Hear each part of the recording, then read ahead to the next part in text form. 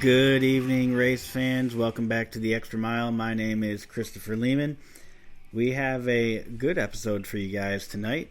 We're going to be talking about the Bathurst 1000, the Japanese Grand Prix, the Bank of America Roval 400, and we will look ahead to the South Point 400 in Las Vegas this coming weekend. Joining me this evening to break it all down is Michael Ward. Michael, how are you doing? I'm doing pretty well. Good, I'm glad to hear it. And unfortunately, Daryl Kinsey Jr. did have a work event this evening, and he's going to be unable to join us. However, he was optimistic that he'd be able to text in some of his thoughts as we go along. So, Daryl, I've got my phone on, so if you're listening, make sure to get that in so I can read it aloud and get your thoughts in on this as well. And I think probably, Michael, the best place to get started would probably be the first race of the weekend, which for us East Coasters started at 8:15 p.m. on Saturday night. That was the Bathurst 1000 of the Supercars Championship in Australia. Michael, did you catch any of the Bathurst 1000? I caught little snippets here and then. I had a lot of stuff going on that day, but I did manage to catch some snippets of what's going on, and that track is always going to be a fun track to watch people race on.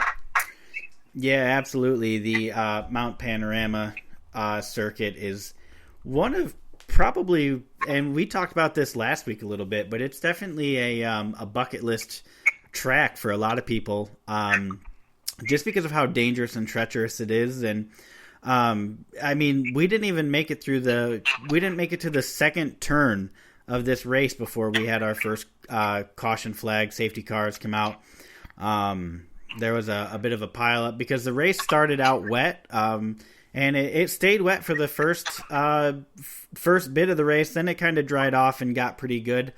But the big news coming out of that was that Shane Van Gisbergen, who I'm going to affectionately refer to as SVG like the rest of the world, won the race, which was his 19th so far this season out of, I think this was race number 30 of the season. So he's definitely putting on a very dominant performance.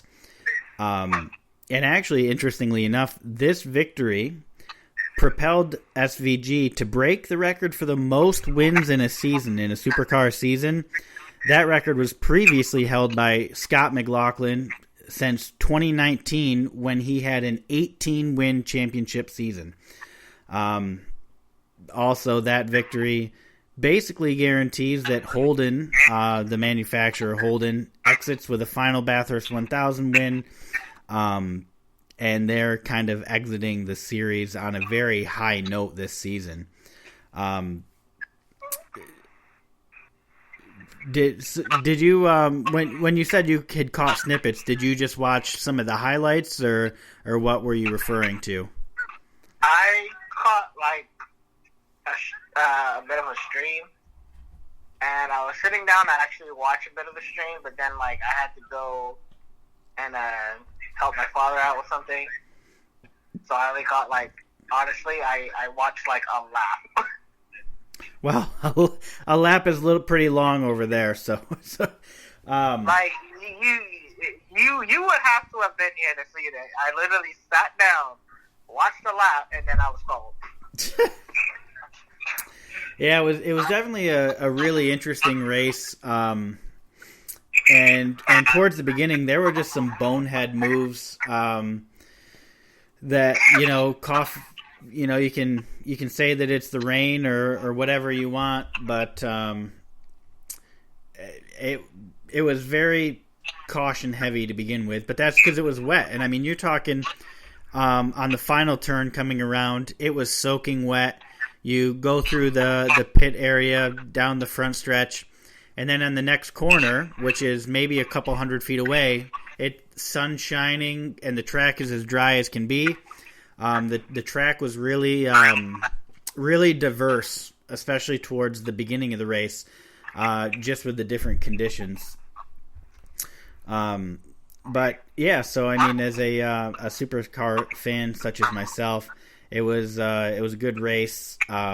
Really nice to see Holden get that final victory. And they're exiting with going out on top. A record-setting season from SVG. They get one final Peter Brock trophy. I think that they are going to be very happy, on their exit from the series. But going into Formula One, which started at 1 a.m. for us, East Coasters anyway, in the U.S., so we were in Suzuka at the Suzuka circuit for the Japanese Grand Prix. Max Verstappen started on the pole. He led all but one lap of the race and ended up winning it. Checo was P2, Charles Leclerc P3. And Michael, did you wake up and watch this race?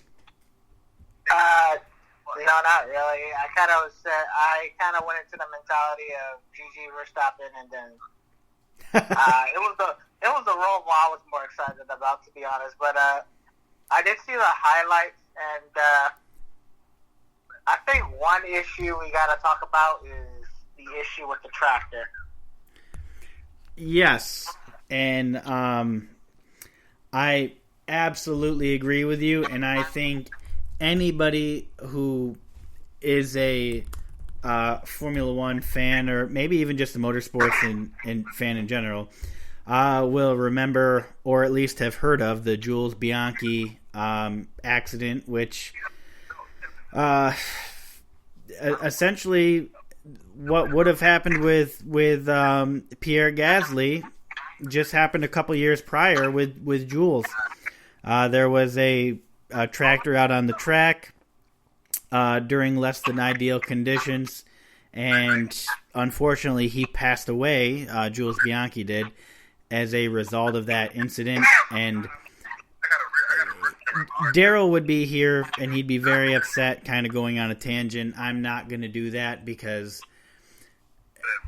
it happened once, and we said it wasn't going to happen again, and here we are just a few short years later. It happened again. I will say this.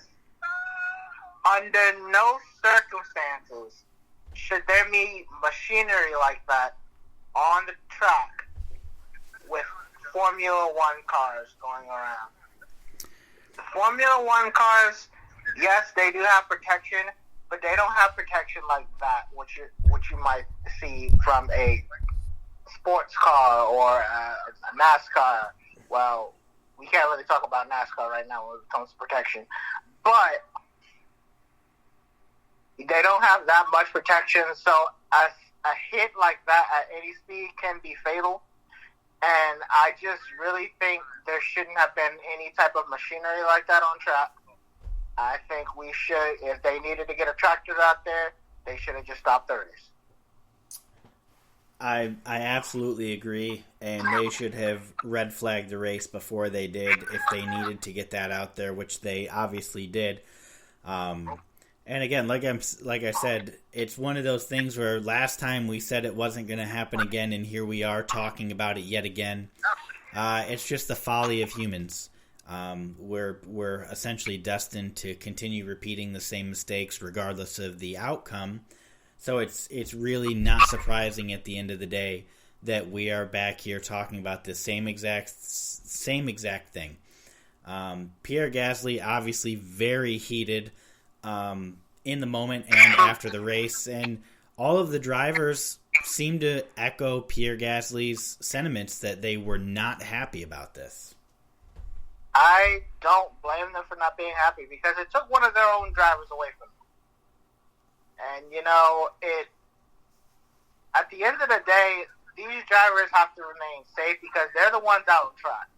Now, motorsports isn't inherently safe, but you have to take the necessary precautions to make sure that it is as safe as possible to race.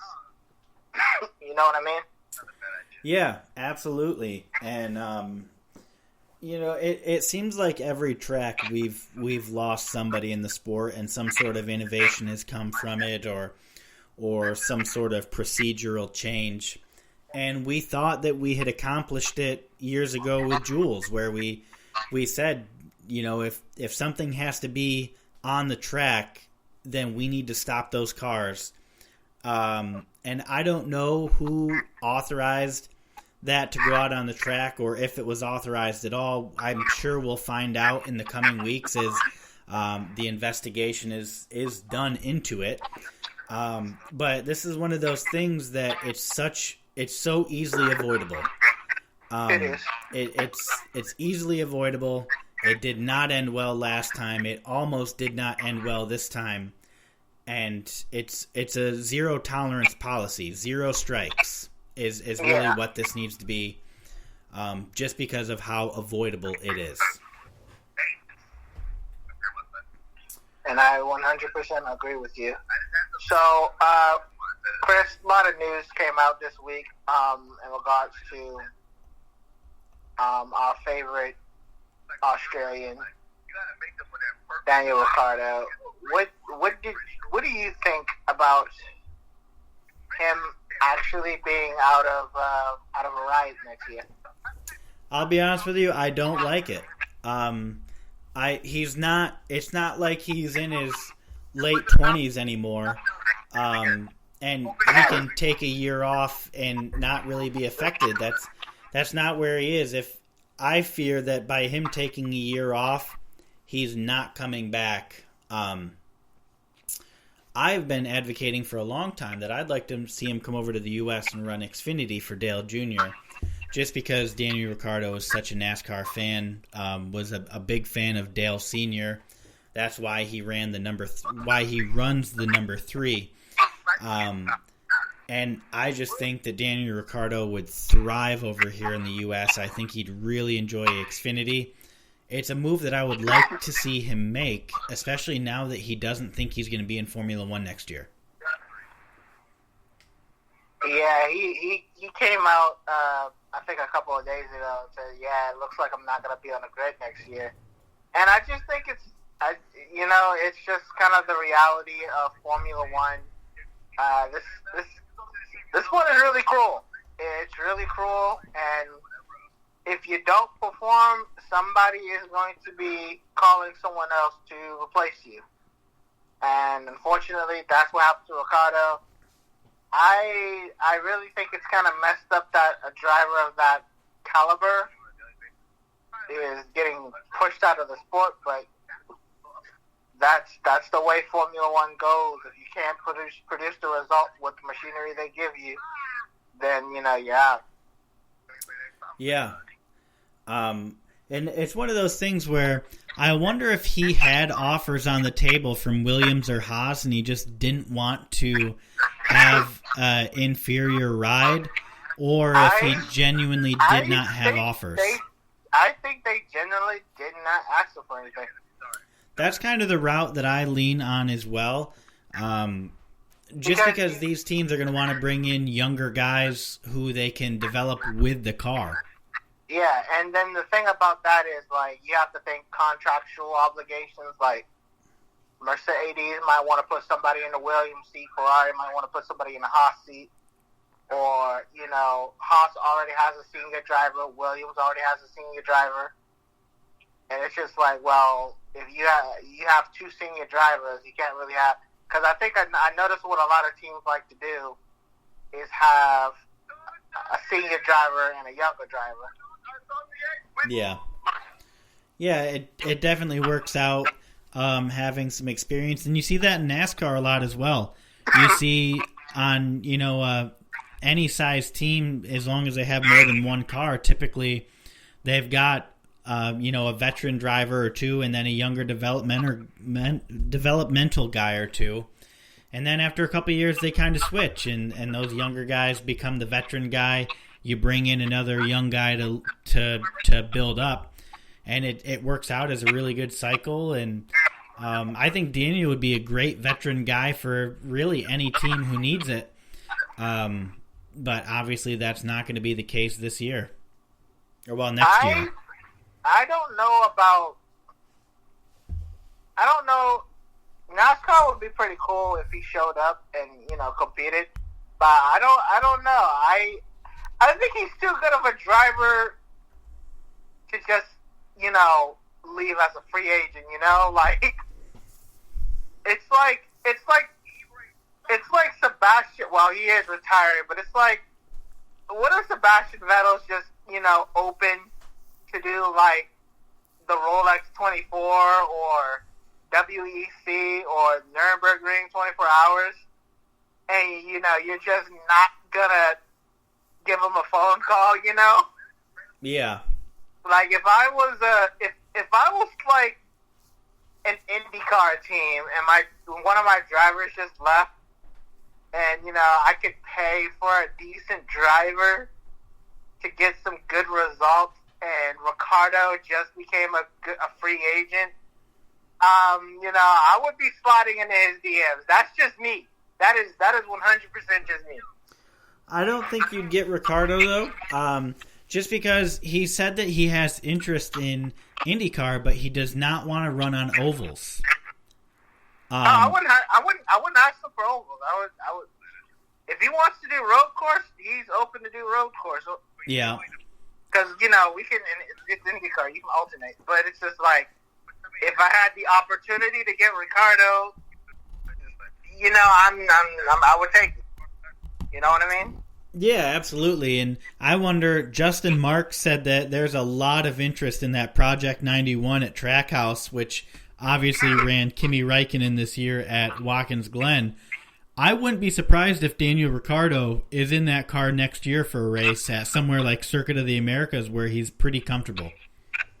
Yeah, I think that race would be pretty good for him. Maybe I was going to say the Chicago road course, but let's not talk about that. Yeah, I definitely think he'll do well at Circuit of the Americas or Watkins Glen. You have options, and he's a free agent now, so you definitely got free options with that. And like I said, I just think he's too good of a driver just to leave out there as a free agent.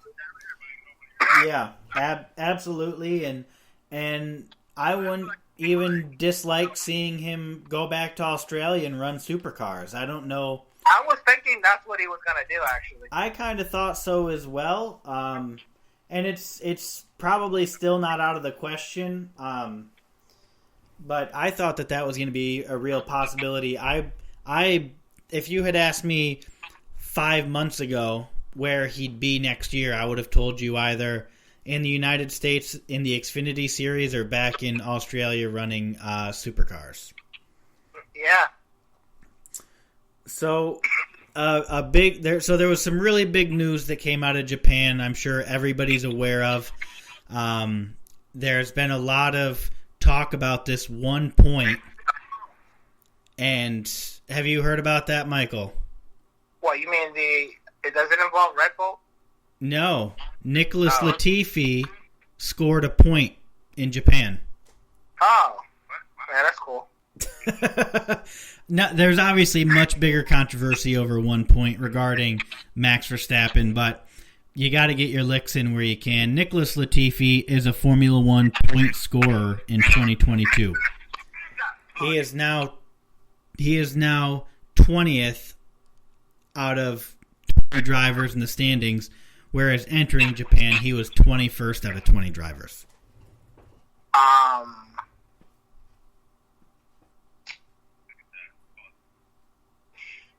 Moving on. Yeah, let that sink in, Michael. yeah, moving on. So, go ahead.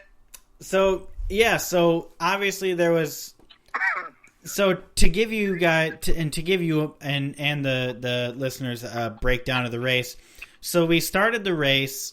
Carlos Sainz spins out, and the race is shortly thereafter red flagged, and the monsoon's here. So we end up under red flag conditions for rain for, I think it was a little under an hour. If memory serves me correct. And when we got back going, we ended up completing a total of 28 laps in this race. Right. And Max Verstappen finished with a 26-second lead, which is pretty monstrous. It was a good day for us Max fans, I suppose, in multiple fronts. But there was a lot of controversy over not just necessarily his win that clinched him his second driver's championship, but the television. So when they were showing the graphics, the television was showing a full points payout for this race, where Crofty kept banging on about a percentage. So we were getting graphics that said the winner's getting paid out 25 points.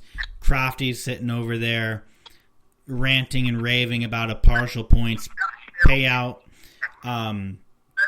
And what this effectively did was confuse the fans. The FIA and Formula One never intended on the percentage points payout. It was always going to be full points.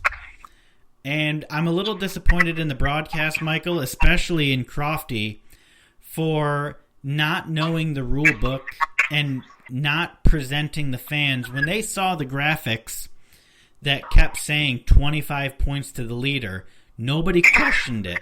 They just went with the percentage and completely disregarded the graphics they were being fed. Yeah, that was really on Crofty there. I thought he would know better. I really thought he would know better. Yeah, and he just kind of went with it, like. Yeah, and it's one of those things where, you know, the broadcast team was not familiar with the rules. I mean, even the teams were not familiar with the rules. After the race, you had Red Bull, Mercedes, and Ferrari all sitting on their pit walls reading the rules, trying to figure out what exactly was going on and why full points were being paid out. So it's not just necessarily that the broadcast had it wrong, but you'd think that when they're getting these graphics that say full points payout, you'd think somebody would have asked the question, why are we getting this? Why are we getting... And somebody could have went to the rule book. If a race is cut down, right, don't you get half point? Yeah, so there's a tiered program where you have to complete a certain percentage. You have to complete 2 laps without the safety car, and you get a 25% point payout. And then if you complete like 50% of the race, you get 50% points payout. 75% of the race, you get like a 75% payout, and then anything over 75% is a full points payout. However, what the rule book states that if the race finishes, if you finish the race, which would mean either to the checkered flag or you race until the end of the allowed time and you finish under green. If the driver takes a checkered flag, it's a full points payout. If the race is stopped early, that is when you get a partial points payout. So theoretically, they could race 3 laps, and as long as they finished under a checkered flag, you'd get a full points payout. I see. And that's what confused everybody, and that's why it led to everybody just not knowing what was going on. So I was watching, and you've got Johnny Herbert, who in the most I'm trying to think of the word here. It was just so anticlimactic the way that we found out that Max won the championship this year. It was really disappointing, to be completely honest with you. And Max didn't even believe it. He had to be talked into the fact that he won the championship. He didn't believe him. And he still didn't believe it until they got into the cool room. And I think even then he was still skeptical. And that is not the way that this should finish. And I really wish Daryl was here, because he would articulate this so much better than me. And he would be on his soapbox, and he would talking about how terrible this all was. I'm Daryl, if you're listening, please give me something. or call me and just monologue this one for me, because I could use you, Daryl.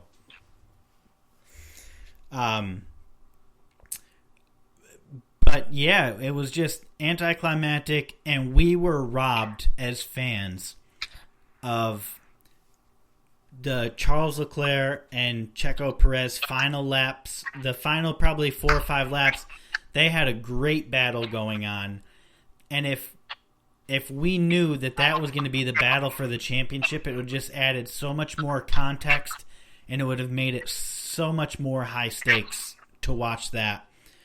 And ultimately, when Leclerc goes wide, I mean, it goes from, okay, he went wide, missed the turn, to, holy shit, Max Verstappen wins, he's champion. I mean, that's the difference in the broadcast if they had just knew what they were talking about. Yeah.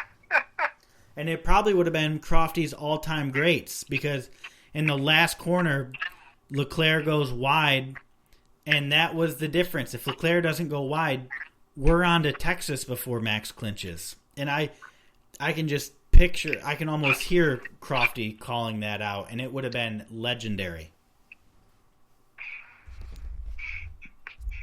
Yep, it would have been legendary, but, you know, F1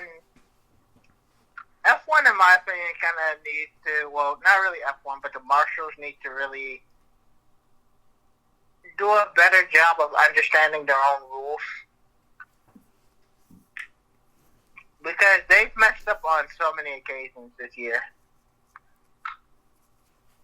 So, and I just think that if they were more comprehensive of their own rules, a lot of the things that have happened recently probably wouldn't have happened.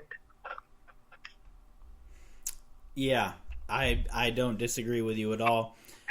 And just kind of quickly before we step out and take a quick break, just a couple things that happened this past week off the track. So Red Bull was found in violation of the cost cap.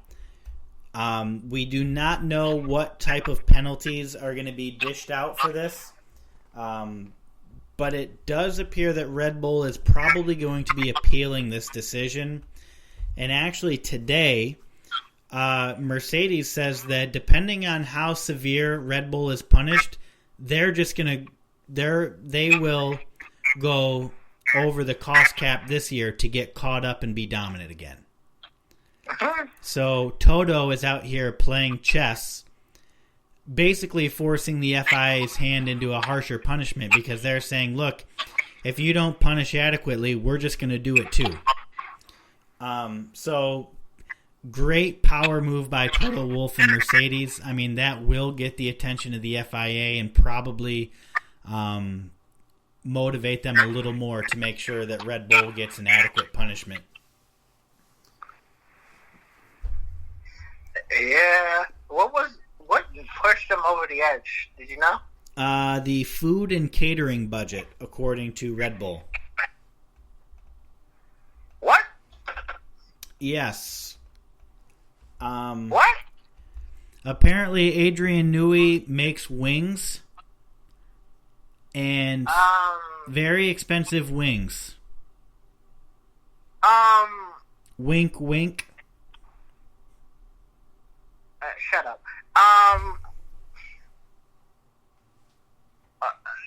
At a loss for words, really. That's what they allege, anyway. They could be lying, but I'm just like, what? They are most likely lying, allegedly.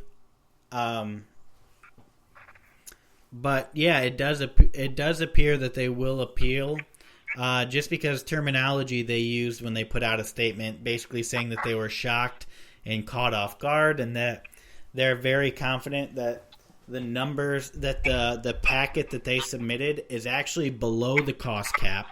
So they're very confused as to why they are being mentioned as having exceeded the cost cap. The other one is Aston Martin, And that's because they are determined to copy everything Red Bull does, right down to exceeding the cost cap. Wow. Yep. I just want to say, I hope those Red Bull wings actually give me wings. I'm sure they do. They call them Newey Special Wings. I better be able to fly. That's what Red Bull does. That, or it was Latifi getting that lifetime supply of Red Bull for Abu Dhabi 2021. Because something pushed their budget over in the food department. And then just another thing that kind of off track this week. Pirelli says that they cannot develop or improve the wet tires because the teams are unwilling to test. What? I'll read that again. Pirelli says that they cannot develop or improve the wet tires because the teams are unwilling to test them and give them feedback. So the drivers and fans have been dragging Pirelli about these wet tires to the point that Pirelli just came out and said, look, if the teams would test it, we'd be able to make them better. But the teams are unwilling to test.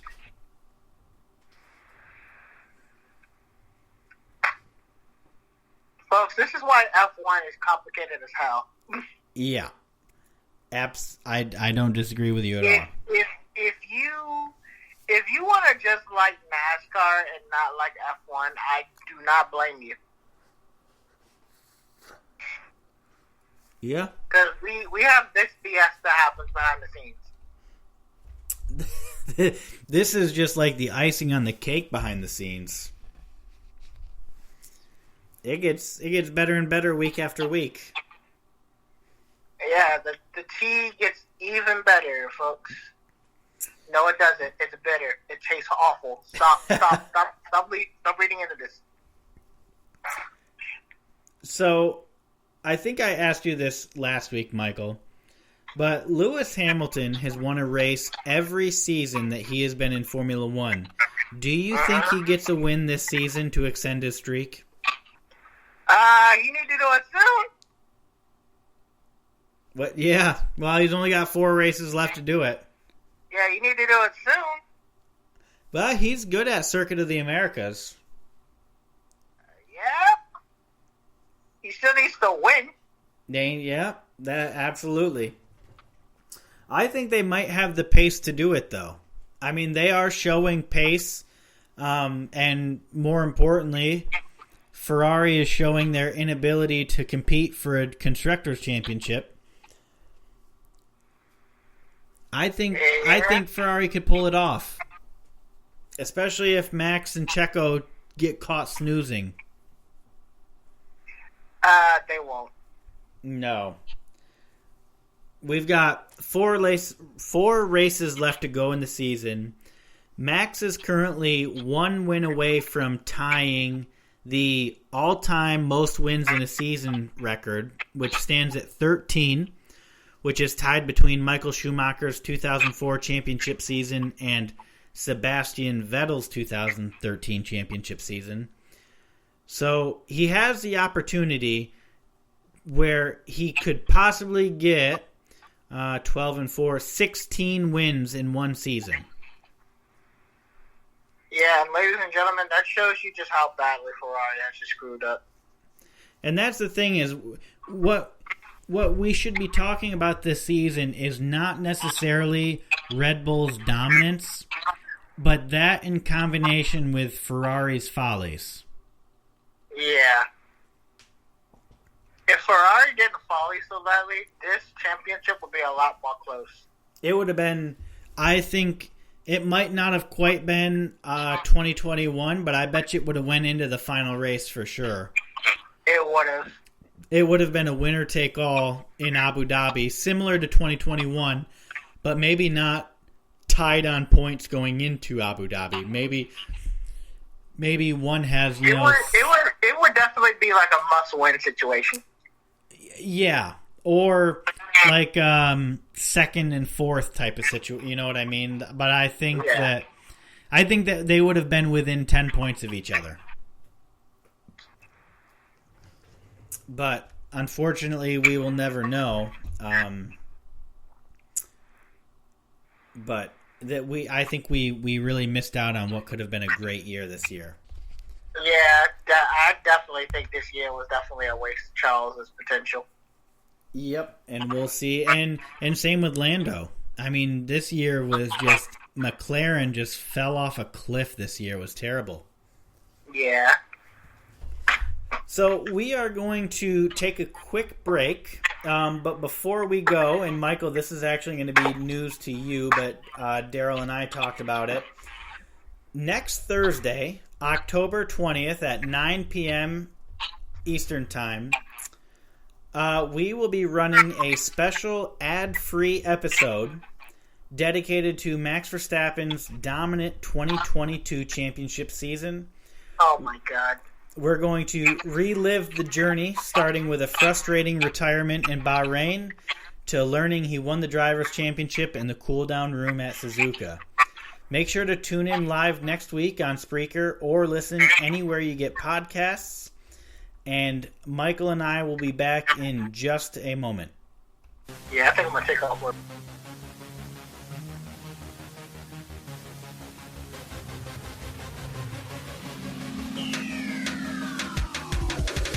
What's up, everybody? This is Taryn Rodriguez. Are you a fan of volleyball? Are you a fan of Thunderous Spikes? Then I have the show for you, Set Point, where I cover NCAA men's and women's volleyball, high school boys and girls volleyball, beach volleyball, and even professional volleyball. Catch the action every week here on IE Sports Radio, your direct feed for all that is sports.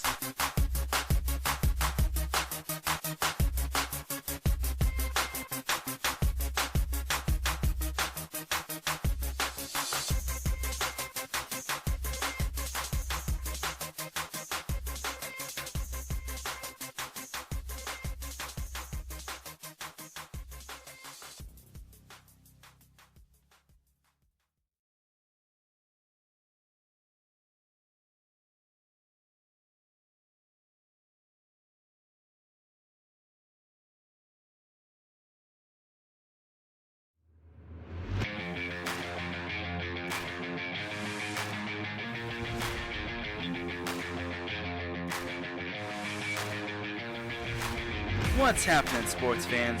Are you a fan of Southern California sports? Are you looking for a show hotter than a hot summer day in California? Then look no further than the SoCal Supreme Sports Show, where I talk about all things Southern California sports. That's right, all sports teams from Southern California.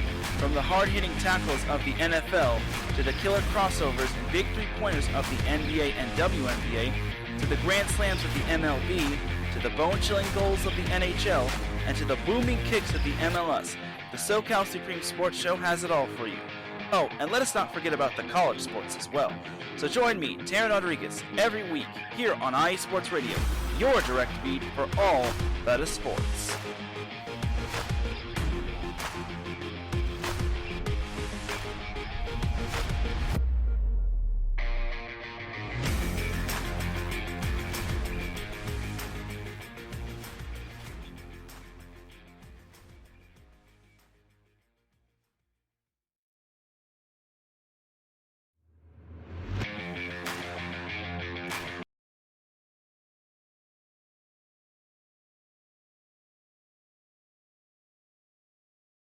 I'm muted.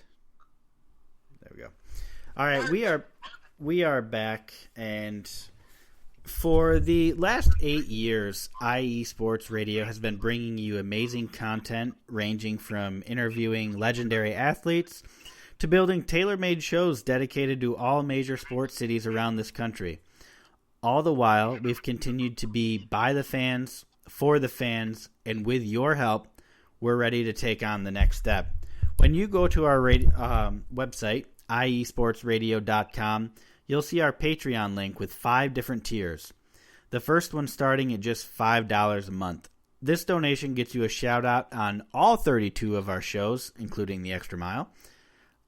Higher tiers include IE Sports Radio merchandise, access to our podcasting university, and even the chance to be featured on a segment of our flagship show, The Defining Moment. Thank you all very much for continuing to make IE Sports Radio your direct feed for all that is sports. And a special shout out to 4 of our Patreon supporters who help keep the lights on here at IE Sports Radio: Bay Area Raised, M. Los Great, Key to the Gate, and 1 anonymous supporter. Thank you guys very, very much. We greatly appreciate your contribution. And with that, Michael, we are back, and we are going to talk the Bank of America Roval 400. Otherwise known as the Chaos Race. Yep. So Joey Logano starts on pole. Christopher Bell ends up winning the race. Kevin Harvick comes home P2. Kyle Busch P3. Christopher Bell picked up a huge win.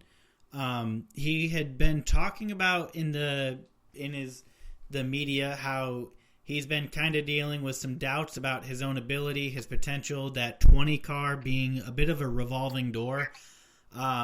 This is a huge victory for Christopher Bell. Yeah, he's had a much quiet season, but he's darn sure been able to, ramp up the pace in this last part of the season. Absolutely, and I'm a Christopher Bell fan for sure. I really enjoy dirt racing. I watch the Chili Bowl. I love the World of Outlaws. So Christopher Bell's just a guy that I follow, and I really like following him. He's easy to root for, so it's really good seeing him continue his playoff push, and I think he's a dark horse candidate for the Championship 4, if I'm being honest with you. He's definitely a dark horse, but, this season has been wild, so I wouldn't even put it past it. Yeah, so if we're looking at the 8 drivers who are still in the playoff, the chase for the cup, as it's more affectionately known as, we have Chase Elliott in the lead, Joey Logano, Ross Chastain, Christopher Bell, Ryan Blaney, William Byron, Denny Hamlin, and closing it out is Chase Briscoe. That is a range of people. It's a bit of a motley crew, in my opinion. There's some names that you'd expect, and then you've got Chase Briscoe, Ross Chastain, are guys that you wouldn't have necessarily put there at the beginning of the season. Yeah, you wouldn't put them there, but there they are, and it's just kind of another reason why this season has honestly been really crazy, honestly. Yeah. So, social media did not like this race, Michael. And like I was telling you before we came on, I unfortunately did not watch this race. I had actually fallen asleep because I stayed up for the Bathurst 1000. I had actually stayed up for qualifying for Japan on Friday night as well, and then watched the Japanese Grand Prix. So I was pretty well passed out. I didn't even know Christopher Bell won until Monday morning. If that gives you any level of where I was on Sunday. So I'm gonna kind of have to pass it over to you for a little bit of commentary on what happened with this race. Why, in your opinion, do you think that social media was so against this race? Well, I want to say just because of the chaos that erupted in the last half of the race. For most of the race, I want to say that AJ Allmendinger and the Colleg Racing number 16 and Chase Elliott were, kind of the dominant cars throughout the race. And later on in the race, things started to ramp up. I want to say it all kind of started with Kyle Larson hitting the wall and breaking his toe. And then, so he wasn't anywhere fast. But the thing about it is, he would have been fine if the caution hadn't come out, and then of course a caution comes out, and the chaos really started on that restart following, because what ended up happening? Chase Elliott and Harvick were racing pretty hard, and Kevin Harvick got into Elliott, and Elliott spun out. And then another wreck happened that caused another overtime caution. Daryl, you're free to correct me if I'm wrong as hell right now. And then we had to set up for another overtime restart. And that's where the chaos kind of happened. The restart happens. Christopher Bell, who was on fresh tires, I might add on, gets out of Harvick, and Chase Briscoe, who was trying to make the playoff cutoff, manages to, he's fighting with Austin Dillon, and Cole Custer, the hell of him, kind of like brake checks them and causes them to slow down, and that gives Briscoe the place. And unfortunately, that means that Kyle Larson is now out of the playoffs. Yes, and Kyle Larson going out was a huge surprise to me. I did not see that coming at all. I had him as Championship 4 material. Yeah, it's mostly because of that. It was that tolling that got him, and honestly, he would have been fine if not for that last caution that started all the chaos. He would have been completely fine, but the caution happened, it bunched the field up, and of course, everybody who could have went for it, they're going to go for it, especially on the turn one. So, yeah, it left the door wide open, and people just took it, honestly. Yeah. So, after the conclusion of the Roval, the playoff hopes of Alex Bowman, Kyle Larson, Austin Cindric, and Daniel Suarez were unfortunately extinguished. Alex Bowman, not a surprise. He's been dealing with concussion for the last couple weeks, and he actually announced yesterday that he would be missing the next 3 races, possibly returning for the season finale in Phoenix. We also have Kurt Busch, who's been out since, I think, June with a concussion. So these cars, the safety really needed to be addressed, and this week NASCAR did announce a couple adjustments that they're doing specifically to the rear of the car for 2023 to help absorb impacts better. And from what I understand, NASCAR is actually going to be paying for these changes to take place.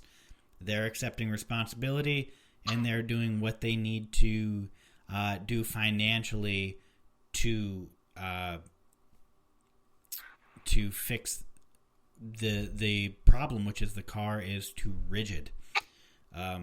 So that's great news. I hope that what they're doing works. But I think something that we do need to talk about is the massive penalty for Cole Custer and the 41 team. There was a little bit of collusion in this race. And I'm just pulling up the penalty right now. So Cole Custer and the number 41 crew chief Michael Shiplett were each fined $100,000, and Shiplett was suspended indefinitely. The competition officials also issued 50-point deductions to Custer and the team in their respective driver and owner standings. Let's see, when is this article from? This is from... it doesn't say it. October 11th, so from a couple days ago. I think that ended up changing maybe, but either way, NASCAR came out and said that they had irrefutable evidence that the 41 team did what they could to help out the 14 car to continue and advance in the playoffs. Ultimately, I think that it was meaningless. I don't think that their efforts really did anything to help Chase Briscoe stay in. But it certainly is a scandal. We're talking probably you got to look back to Clint Boyer, Michael Waltrip Racing type of scandal here. Would you consider it that type of scandal, Michael?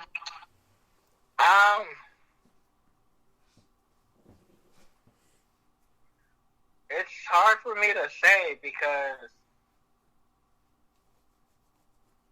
I don't know, honestly, because if I remember, Clint Boyer deliberately spun out. He did, to yes. bring out the caution to help Martin Truex get into the chase, right? Yes. And in this one, it's Cole Custer's. I don't know. I think the Boyer one was a lot more severe because he legitimately, threw out a caution and stopped the race. Well, not really stopped the race, but threw out a caution and halted the field. Yeah. This one was more like This one is more like Cole kind of just threw a block and helped his teammate. You know what I mean? Yeah. And it's just well, if a teammate can block for you, right? What's the problem with that? Because in my opinion, when you watch restrictor plate racing and the guy's teammate is blocking for the guy in front, why not? What's the difference with that? So what NASCAR effectively said was that we got to look back to the Bristol night race last year where Kevin Harvick got into Chase Elliott. Chase Elliott got mad, took Kevin Harvick's racing line, which ultimately allowed Kyle Larson to get the win. And that is the common comparison that people are drawing between Cole Custer and looking for a similar altercation. And that's where they're drawing up is Chase Elliott at Bristol. And what NASCAR said was that what Chase Elliott did at Bristol, he took away Kevin Harvick's racing line on his own. His team did not tell him to do it. Nobody told him to do it. He just went out and did it. The difference is that Cole Custer's team instructed him what to do, and they were knowingly doing team orders. But apparently, and I can't verify this because I didn't watch it, but he basically brake checked people, which allowed his teammate to gain 2 positions. Now, I don't know if that's true because I didn't watch the race, but I read it on the internet, so it has to be true. He definitely did slow down in front of people. I will confirm that. Yeah.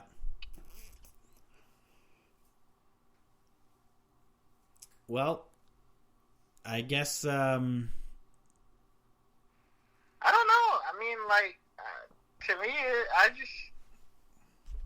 so team orders are banned in NASCAR. Yet we have teammates. Yeah, I know where your logic is, and I agree with you, I think. Okay, because I was thinking I was sounding stupid. No, I know exactly where you're going with this, and I agree to a point. I think that, hey, Checo, where Max is on a different strategy, if he's faster than you, let him by. I think that should be okay in NASCAR, right? Hey, yeah, but if you can... go ahead. But in Formula One, you don't hear, Checo, you need to brake check Lewis. Yeah. You don't hear that. But you do hear, Checo, Max is on a different strategy. If he races you, let him by. And I think that would be okay in NASCAR. I mean, sometimes you gotta do it. Yeah. And I mean, if you think about it to a degree, and what people don't really, I mean, you know it, but you don't think about it. But when you do restarts, and let's say for instance you got William Byron and Chase Elliott starting, doing a restart on the front row, whoever's on the inside is going to let the leader on the outside drop down in front. That's team orders. Yeah. Right? So team orders aren't completely... But that can also hold someone up, too. So it's just like... Oh, yeah. Is the problem just the fact that he held someone up? I don't know. Is that the majority of the problem? Because I'm still confused, because it's just like the team wanted a driver who wasn't in contention for the playoffs to block for the driver. You know what I mean? Yeah. So I'm just like, what really was the issue? Like, I understand the brake checking, that can be bad, but the way I still see it is that one driver, one team decided to use one other car to help a teammate. So, is that not what we're supposed to do? Is that not the point of a team? To help each other out? Or, I'm so morally confused because I'm not sure what is right and what is wrong. Because I don't really see the problem with helping your teammate out when you're not in the playoffs. But I'm still like, okay, maybe he didn't have to brake check him, or maybe he could have slowed down. I don't know. I'm so, what was right and what was wrong. Yeah, I absolutely agree with you. And to kind of jump back on something you said a little earlier is, are team orders okay when you're not holding other people up? But if you think about those restarts where the inside line lets the leader of the outside line drop down, the guy on the inside line is restarting, putting the power down half a second after the guy on the outside line. So is he holding up effectively half of the field? Yeah. You know what I mean? It's something to think about. I think that there could be an argument made that should no longer be allowed because you're holding up literally half the field. Yeah, and if you're going to use that logic, right, then that guy should be penalized too. If you're going to use that logic to penalize Cole Custer, then you use that logic to penalize that guy too. Yep. And if the logic is being held up versus not being held up, then that's where, there has to be, we basically just set the precedent that it's not allowed.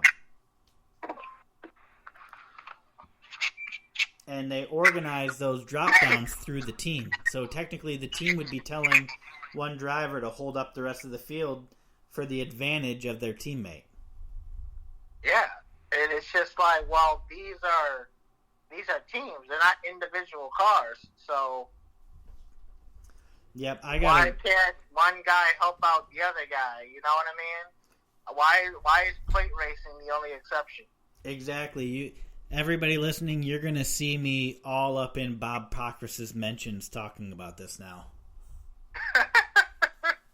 I'm not going to let this one go, Michael. I'm going to find us an answer by next week. I wouldn't either, because it's just very demoralizing, because it's just like, you're telling me as an owner, right, I have these 4 cars.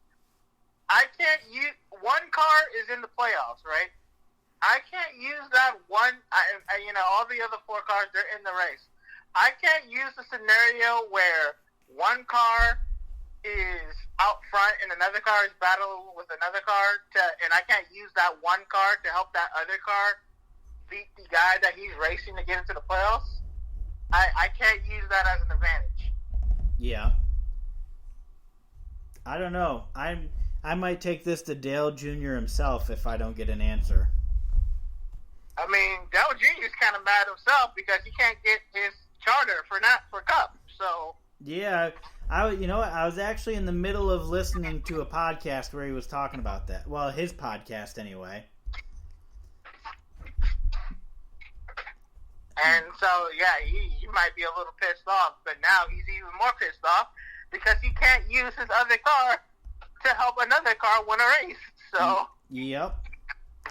Well, that's something that we're probably going to have to track, and especially hold. It's going to be up to the fans to hold NASCAR accountable to make sure that this rule is continually enforced, because now the precedent is set that this is an enforceable rule and will be enforced harshly. No, I don't think there should be a rule. Oh, I don't disagree with you, but if they're doing it, they need to do it. They need to do it fairly and every time. You need to keep that same energy with Haas, with RFK, with Joe Gibbs, 2311, everybody. You need to keep that same energy. Absolutely. Well, is there anything else you want to touch up on before we do nearest the win and scoot on out of here? No, I guess I want to say, well, congratulations to Max Verstappen for the championship. I'm glad nobody got hurt in Japan. The Roval was crazy, caused chaos like it always does. And, well, I guess that's really what we really want, right? We want chaos. We want something interesting to talk about. We have something interesting to talk about. But, I just think that teams and everything like that, I think if you own 4 cars, they should work together. That's all I'm going to say. Yep. And so this week, NASCAR is on the road. Now, we will not be back with Formula One until Sunday, October 23rd. So not this weekend, but not this weekend, but it will be the following weekend. That is going to be in Austin, Texas, at Circuit of the Americas. I live on TikTok, and COTA. If you go on to TikTok and find the COTA Circuit of the Americas, they've got a bunch of videos of Formula One coming to town, basically. So that's definitely worth a follow. You get a lot of behind the scenes. You see how Formula One, basically how the show travels city to city. Comes in on a plane in very nice looking cargo boxes. So make sure you check out Circuit of the Americas TikTok, because they've got some great content going up. So for nearest to win this week, all we have is the South Point 400 at Las Vegas Motor Speedway in Las Vegas, Nevada. I don't remember who I picked last week. I don't remember. I wish Daryl was here. Were you here last week, Michael? No, I wasn't. Okay, so you got a clean slate to pick whoever you want. I think I am going to go with William Byron to pick up the win. What about you, Michael? I'm going to go with Legato. He's been performing really well recently. Yeah, I absolutely don't disagree with you. Obviously, he started on the pole last week here at Charlotte, and he's actually second in the playoff standings right now, he is 20 points behind Chase Elliott, who's in first, 5 points ahead of Ross Chastain, and 8 points ahead of Christopher Bell, and those are the 4 above the cut line as it stands. So Joey Logano, definitely a good pick. My pick, William Byron, is 3 points below the cut line. And I'm just going to pick for Daryl. And Daryl, I don't think that it was a good choice, but if you want to pick... Oh, dang. Corey LaJoie is not even... I can't pick him because he's hurt. Hold on, Daryl. I'm going to pick you a driver really quick. I did get authorization to do this beforehand. I authorized myself to make this pick for Daryl, and he's going with Todd Gilliland. So Best of luck to you, Daryl, on the number 38 Ford of Todd Gilliland. So with that, we are going to get out of here. As always, keep it locked to our socials. I, Christopher Lehman, am at Fiji Sims on Twitter. Michael is at Michael_Ward. The Extra Mile Twitter account is at Extra Mile IESR. We are on TikTok at The Extra Mile Pod. We haven't been doing a really good job on there lately, to be honest. I have like 20 drafts that I've got them all like 90% complete, and I really need to make an effort to just start finishing them and posting them because we got some good stuff in the pipeline. But I think everybody knows life is life. You got stuff to do, and we've only, especially here in the Northeast, I live in New York, we've only got a couple weeks of good weather left before we're hunkered down in for the winter. So just trying to get as much stuff wrapped up around the house as I can before it gets too cold to do stuff outside. So with that, we are going to get out of here, and we will see you guys at the next green flag. Thank you for listening, and we will see you guys next week.